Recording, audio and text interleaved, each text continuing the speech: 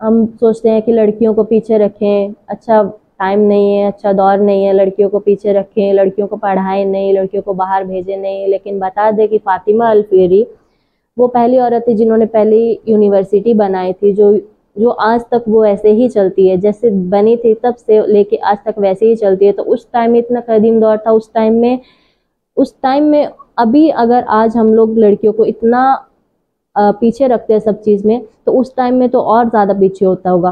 तो फिर वो कैसे वो उतना आगे बढ़े, कैसे वो यूनिवर्सिटी बनाए, वो चीज़ सोचना चाहिए। हमें अपनी हिस्ट्री को उठा के देखना चाहिए और समझना चाहिए कि हमें क्या चाहिए और क्या करना है और क्या हमें अपनी हिस्ट्री से मिला है। हम पढ़ते हैं, डिग्री लेते हैं, तो सबसे पहले पीएचडी की डिग्री खिलाफत अब्बासिया में अल-ख्वारिज़मी ने ही ली थी। उनकी सबसे पहली पीएचडी की डिग्री उन्होंने ही ली थी। और आज जो हम लेते हैं और हमें पता भी नहीं है कि सबसे पहले इसकी शुरुआत कहाँ से हुई थी। हम सब चीज़ जो भी करते हैं हम सब कर लेते हैं, लेकिन हमें पता नहीं है। सब चीज़ जो है यूज़ कर लेते हैं, लेकिन हमें पता नहीं है उसको किसने बनाया, कहाँ से आया। मेरा मकसद सिर्फ यही था, किसी को हर्ट करने का मेरा कोई मकसद नहीं था। मेरा मकसद ये है कि जो मेरी माँ बहनें इस वीडियो को देख रही हैं वो अपने बच्चों को पढ़ाएं, दीन सिखाएं, इस्लाम सिखाएं, कुरान पढ़ाएं, कुरान सिखाएं। क्योंकि हमारे पहली आयत ही है इकरा, जिसका मतलब ही है पढ़ो। तो हमें पढ़ना चाहिए, कुरान को सीखना चाहिए, समझना चाहिए, उसके रास्ते को अपनाना चाहिए। जैसे हमारे प्यारे नबी सल्लल्लाहु अलैहि वसल्लम की सुन्नत है, उनके कहना है, वो जो बताए हैं कैसे ज़िंदगी जीने चाहिए, उस तरीके को अपनाना चाहिए। अगर हम उस रास्ते पे चलेंगे, उस रास्ते को अपनाएंगे, तो हम जिंदगी में कभी भी परेशान नहीं होंगे। आज के ज़माने में इस्लाम और मुसलमानों की एक ऐसी तस्वीर बना दी गई है जिसके मुताबिक इस्लाम और मुसलमानों का जैसे तालीम, टेक्नोलॉजी, साइंस, तरक्की से कोई लेना देना नहीं है। खास तौर पर मुस्लिम समाज में औरतों को बेहद पिछड़ा हुआ दिखाया जाता है। उन्हें एक दबे कुचले प्राणी की तरह पेश किया जाता है। लेकिन ये सिर्फ एक प्रोपेगेंडा है। इस्लाम दुश्मन ताकतें हमेशा से इस्लाम और मुसलमानों के खिलाफ नेगेटिव प्रचार करने में लगी रहती हैं। हकीकत तो यह है कि इस्लाम दुनिया का पहला मजहब है जिसने औरतों को बराबरी का हक दिया है।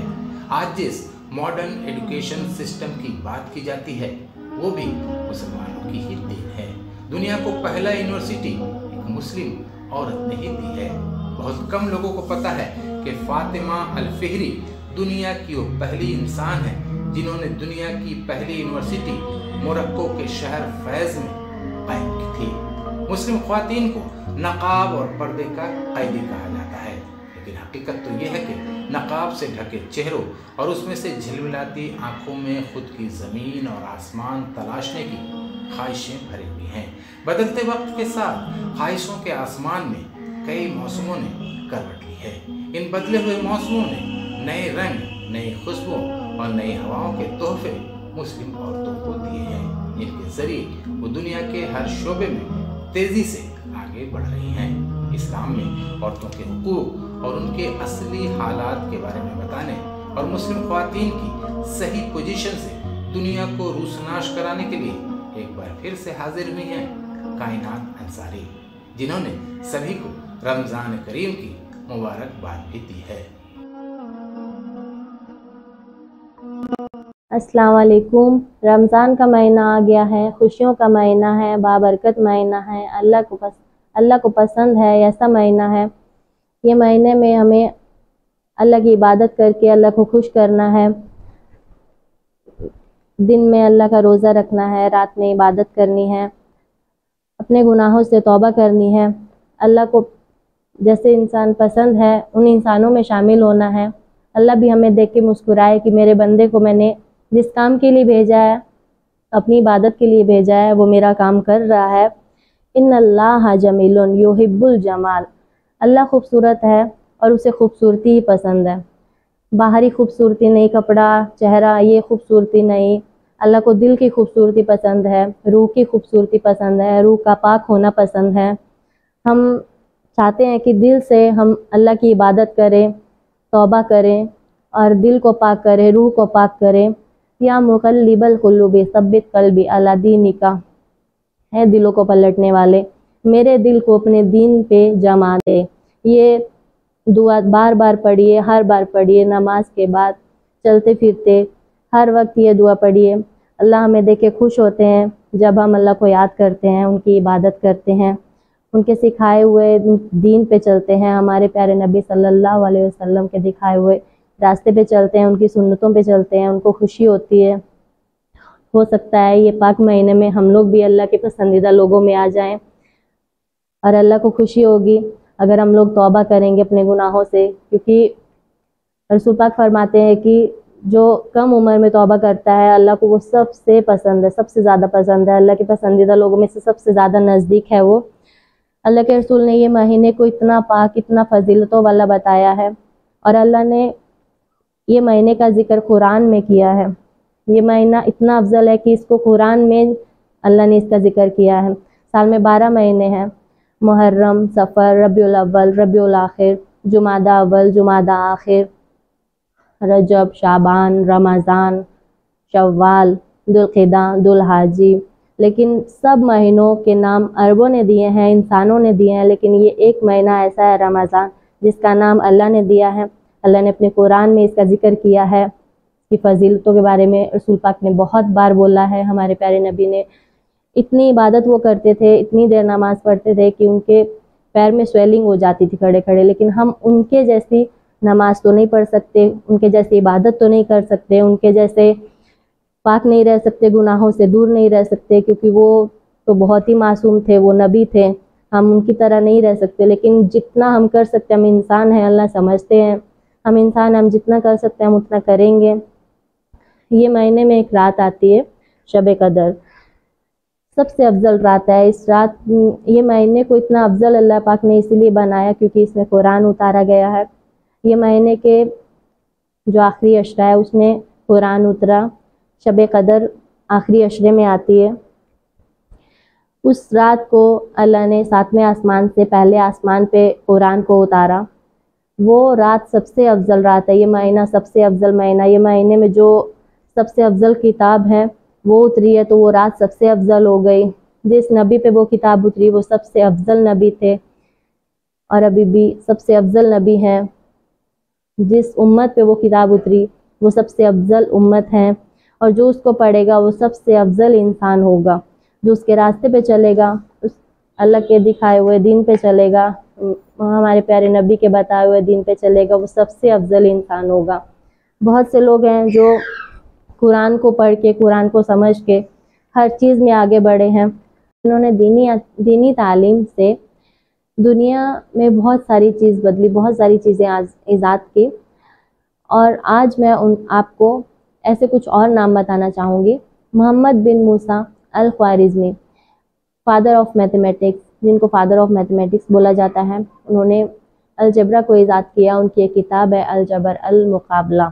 उनकी जो किताब है अलजबर अल मुकाबला, उसी किताब से मैथमेटिक्स को अलजबरा का नाम दिया गया। ज़ीरो का ईजाद अल ख्वारिज़मी ने किया, एक्स का ईजाद अल ख्वारिज़मी ने किया। आज जो हम नंबर्स लिखते हैं 1 2 3 ये सब नंबर्स लिखते हैं, इसका ईजाद भी अल ख्वारिज़मी ने ही किया। अल ख्वारिज़मी नमाज के टाइम का पता लगाने के लिए जो मशीन बनाई थी वो भी उन्होंने ही बनाई थी। एक मुसलमान ने ही अलजबरा को ईजाद किया और एक मुसलमान ने ही उसका नाम दिया। मुसलमानों ने इतनी सारी चीज़ें ईजाद की है, लेकिन उसको कहीं भी कोई भी जगह पे अप्रिशिएट नहीं किया जाता है, ना उसको सही से खुल के सामने लाया जाता है कि ये मुसलमानों ने किया, वो मुसलमानों ने किया। और हर जगह जहाँ गलत है वहाँ पे मुसलमानों ने किया, वहाँ पे उनका नाम आता है। आप देखिए कहीं मूवी में भी कुछ भी अगर कोई गलत काम कर रहा है तो उसमें मुसलमान का ही नाम दे दिया जाता है। और वही चीज़ हम लोग अच्छे से बैठ के एंजॉय करते हैं, वही चीज़ हम लोग खुद बैठ के देखते हैं। Telescope, watch, map, algebra, number, surgery, operation, fever, robot, सब और ना जाने क्या क्या, ये सब चीज़ें मुसलमानों ने ही ईजाद की है। हम लोग दूसरों की चीज़ें देख के, दूसरों के बिल्डिंग्स देख के, दूसरों की खूबसूरती, शहर की खूबसूरती, देशों की खूबसूरती देख के, इतना टेक्नोलॉजी देख के हम लोग इतना इम्प्रेस होते हैं वहाँ से, लेकिन हम लोग को ये नहीं पता है कि हम लोग के पास क्या है और हम लोग ने दुनिया को क्या दिया है। हमारे प्यारे नबी सुलेमान अलैहिस्सलाम, उनके टाइम से इतनी खूबसूरतें जो इमारतें थी, इतनी खूबसूरत इमारतें बनती थी कि इन्होंने वहाँ की एक मलिका थी बिल्किस, वो जब उनके महल में आई तो वो उनका महल ऐसा था कि उसका फ्लोर पूरा ट्रांसपेरेंट ग्लास का बना हुआ था और नीचे से पूरा पानी जाता था। और उसको वो अपना ज़रा सा ऐसे कपड़ा ऊपर उठाई, उसको लगा कि पानी है पूरा, वो ग्लास दिखता ही नहीं था, ट्रांसपेरेंट था। तो सुलेमान अलैहिस्सलाम बोले कि आ जाओ, ऐसा कुछ भी नहीं है, पानी नहीं है, वो ग्लास है। तो ये सब वो चीज़, जो वो कारीगिरी है, जो वो काम था, जो वो उस टाइम के बाद ना कोई किया और ना ही कोई आगे कर पाएगा। और ये सब चीज़ कारीगिरी और ये सब चीज़ भी हमारा ही दिया हुआ है। टेक्नोलॉजी से लेके इमारत बनाने तक और किताबी जो जानकारी है और सब चीज़ एक मुसलमान का ही ईजाद किया हुआ है। लेकिन ये चीज़ ना जानने की वजह से हम इतना नीचे हो जाते हैं कि हम सब की बात सुनते हैं और कोई जवाब नहीं दे पाते हैं। मेरा रमज़ान में ये सब बोलने का मकसद सिर्फ यही है कि ये सब जो लोग हैं ये सिर्फ दुनियावी रास्ते पे नहीं थे, ये दीन के रास्ते पे थे, ये अल्लाह के रास्ते पे थे, कुरान के रास्ते पे थे। और इन्होंने दीनी जो जानकारी लेके, नॉलेज लेके, जो ये दुनिया को इतना सारा चीज़ बना के दिया, वो इन्होंने दीन से ही बना के दिया है। अल-ख्वारिज़मी जब वो अपने जो बंटवारा होता है जगह का, जब वो बंटवारा करने लगे तो वो सोचे कि कैसे बंटवारा होगा। तो वो कुरान का चौथा पारा पढ़े, वो देखे कि कुरान के अकॉर्डिंग ही होगा, लड़की का कितना, लड़के का कितना, वो सब देना होता है। तो वो फिर उन्होंने कि इसके अकॉर्डिंग, कुरान के अकॉर्डिंग अब मैं इसको कैसे बांटूं। तो फिर वो अलजेब्रा को ईजाद किए थे। तो ये भी कुरान से ही वो सीखे थे कि कैसे करना है। तो उनको सब चीज़ हमें कुरान से मिले। जो इंसान दुनिया में जो कुरान को अच्छे से पकड़ के रखता है मजबूती से, अल्लाह की रस्सी है ये, अल्लाह के पास जाने का ये एक ज़रिया है। इसको बोला जाता है अल्लाह की रस्सी है। जो इस रस्सी को मजबूती से पकड़ लेता है, अल्लाह उसको बहुत पसंद करते हैं और वो दुनिया में, आखिरत में बहुत ही कामयाब होता है। और दुआ है कि हम लोग भी दुनिया में भी कामयाब हो और आखिरत में भी कामयाब हो। और मैं एक और साइंटिस्ट का नाम लूँगी, बनु मूसा ब्रदर्स। 3 भाई थे वो, जिन्होंने साइंस को इतना आगे बढ़ाया। उन्होंने रोबोट, उस ज़माने में इतना पुराना, जहाँ पे कुछ कभी इतना कदीम दौर था, जहाँ पे उस टाइम उतना टेक्नोलॉजी नहीं था, उस टाइम में उन्होंने रोबोट बनाया था, उस टाइम में उन्होंने साइंस को इतना आगे बढ़ाया था। तो वो सब नाम, वो सब लोग, वो सब सिर्फ दीन के रास्ते पे चल के, सिर्फ दीन को समझ के, कुरान को समझ के इतना आगे बढ़े थे। उन्होंने दुनिया में भी इतनी महारत हासिल की, इतनी कामयाबी हासिल की कि आज तक हम उन्हें याद करते हैं। आज हम सोचते हैं कि लड़कियों को पीछे रखें, अच्छा टाइम नहीं है, अच्छा दौर नहीं है, लड़कियों को पीछे रखें, लड़कियों को पढ़ाएं नहीं, लड़कियों को बाहर भेजें नहीं। लेकिन बता दें कि फातिमा अल-फेरी वो पहली औरत थी जिन्होंने पहली यूनिवर्सिटी बनाई थी, जो आज तक वो ऐसे ही चलती है, जैसे बनी थी तब से लेके आज तक वैसे ही चलती है। तो उस टाइम में इतना कदीम दौर था, उस टाइम में अभी अगर आज हम लोग लड़कियों को इतना पीछे रखते हैं सब चीज़ में, तो उस टाइम में तो और ज़्यादा पीछे होता होगा। तो फिर वो कैसे वो उतना आगे बढ़े, कैसे वो यूनिवर्सिटी बनाए, वो चीज़ सोचना चाहिए। हमें अपनी हिस्ट्री को उठा के देखना चाहिए और समझना चाहिए कि हमें क्या चाहिए और क्या करना है और क्या हमें अपनी हिस्ट्री से मिला है। हम पढ़ते हैं, डिग्री लेते हैं, तो सबसे पहले पीएचडी की डिग्री खिलाफत अब्बासिया में अल-ख्वारिज़मी ने ही ली थी। उनकी सबसे पहली पीएचडी की डिग्री उन्होंने ही ली थी। और आज जो हम लेते हैं और हमें पता भी नहीं है कि सबसे पहले इसकी शुरुआत कहाँ से हुई थी। हम सब चीज़ जो भी करते हैं, हम सब कर लेते हैं, लेकिन हमें पता नहीं है। सब चीज़ जो है यूज़ कर लेते हैं, लेकिन हमें पता नहीं है उसको किसने बनाया, कहाँ से आया। जो सामने वाला बोल देता है हम मान लेते हैं, क्योंकि हमारे पास उतना इल्म नहीं है, उतनी नॉलेज नहीं है। इस्लाम हम सीखते नहीं है, पढ़ते नहीं हैं। तो मैं यही बोलना चाहती हूँ कि इस्लाम पढ़िए, इस्लाम को समझिए, कुरान पढ़िए और दीन को समझने की कोशिश करिए, ताकि हो सकता है कि हमारे ज़रिए ही किसी का कुछ अच्छा हो जाए, किसी को कुछ फ़ायदा हो। ये सब जो भी बात मैंने बोली है, मेरा मकसद किसी को हर्ट करने का नहीं था।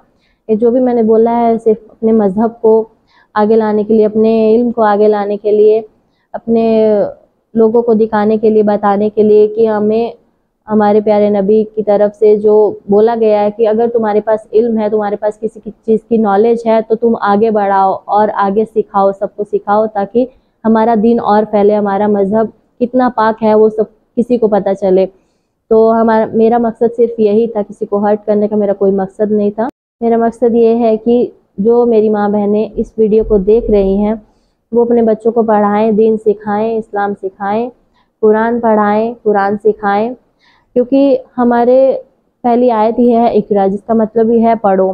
तो हमें पढ़ना चाहिए, कुरान को सीखना चाहिए, समझना चाहिए, उसके रास्ते को अपनाना चाहिए। जैसे हमारे प्यारे नबी सल्लल्लाहु अलैहि वसल्लम की सुन्नत है, उनके कहना है, वो जो बताए हैं कैसे ज़िंदगी जीने चाहिए, उस तरीके को अपनाना चाहिए। अगर हम उस रास्ते पे चलेंगे, उस रास्ते को अपनाएंगे तो हम ज़िंदगी में कभी भी परेशान नहीं होंगे। मैं लास्ट में यही बात बोल के अपनी बात ख़त्म करती हूँ कि अल्लाह पाक हमें पाक महीने में हमारे गुनाह माफ़ करे, हमें दीन को समझने की हिदायत दे। खूब खूब दुआएं करिए, एक दूसरे के लिए दुआएं करिए, अल्लाह से माफ़ी मांगिए, अल्लाह से अपने गुनाहों की तौबा करिए और सबके लिए दुआएं करिए। मैं सबको एक बार फिर से रमज़ान मुबारक बोलती हूँ। अस्सलाम वालेकुम।